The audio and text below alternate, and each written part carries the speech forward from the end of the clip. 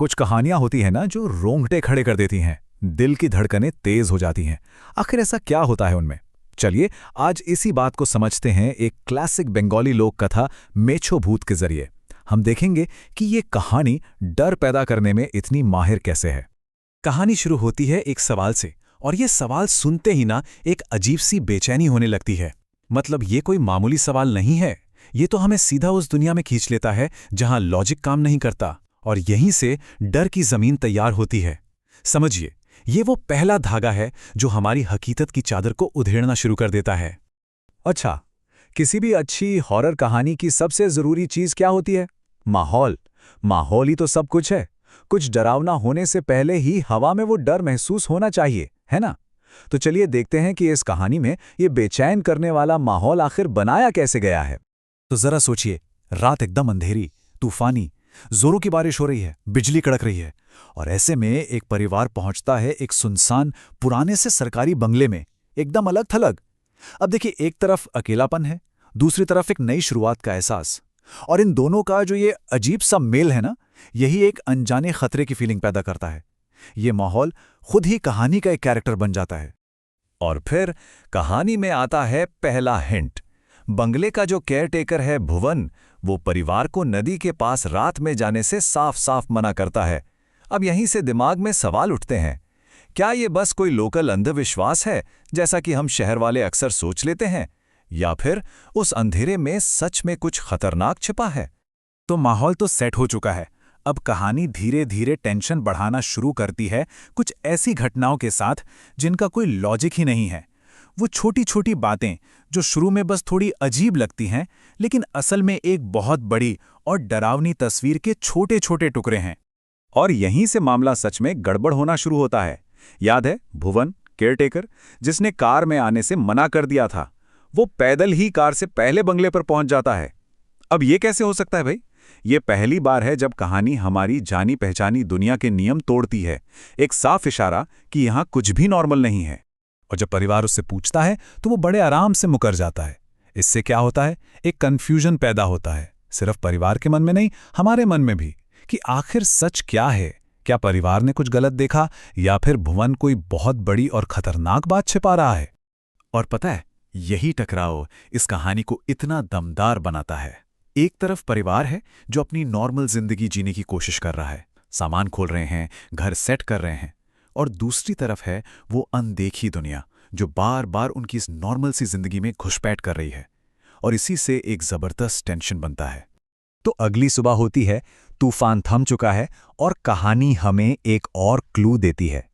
ये फोरशैडोइंग का एक परफेक्ट एग्जाम्पल है, मतलब आने वाले खतरे का एक भयानक इशारा है। तो ये एक छोटी सी डिटेल, पर इसका मतलब बहुत बहुत गहरा है।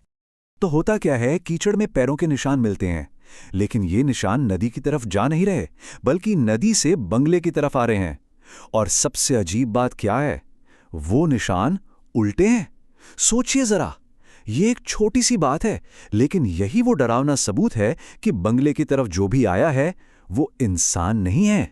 अब तक तो सिर्फ इशारे मिल रहे थे, लेकिन अब रहस्य और गहरा हो जाता है। वो अनजानी ताकत अब सीधे सीधे परिवार से कांटेक्ट कर रही है, और उसने अपना टारगेट चुना है, परिवार की बेटी सुगंधा को। पर सवाल ये है, आखिर क्यों?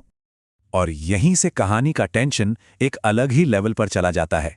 जो पहले सिर्फ छोटे मोटे इशारे थे, वो अब आमने सामने की मुलाकातों में बदल जाते हैं, बिल्कुल एक पजल के टुकड़ों की तरह, जो धीरे धीरे जुड़कर एक खौफनाक तस्वीर बना रहे हैं। वो जो भी ताकत है अब एक खूबसूरत और रहस्यमयी लड़की का रूप ले लेती है। ये हॉरर फिल्मों और कहानियों की एक क्लासिक ट्रिक है ना? जो चीज़ सबसे मासूम और अच्छी दिखती है, असल में वही सबसे ज्यादा खतरनाक होती है। खूबसूरती का ये मुखौटा डर को और भी ज्यादा डरावना बना देता है। और फिर वो लड़की एक अजीब सी रिक्वेस्ट करती है, मुझे मच्छी चाहिए, मुझे मच्छी दोगी? ये कोई नॉर्मल बातचीत तो बिल्कुल नहीं है। ये वो मोमेंट है जो उस चीज के असली, जुनूनी और कह सकते हैं गैर इंसानी नेचर को सामने लाता है। उसकी जरूरतें हम इंसानों जैसी नहीं हैं। और फिर जैसे ही सुगंधा का ध्यान बस एक पल के लिए दूसरी तरफ जाता है, पलक झपकते ही वो लड़की गायब। कोई निशान नहीं, कोई आवाज नहीं, जैसे कभी थी ही नहीं। अब इसका कोई लॉजिकल एक्सप्लेनेशन तो हो ही नहीं सकता। अब ये बात साफ हो चुकी है कि मामला पूरी तरह से सुपरनैचुरल है।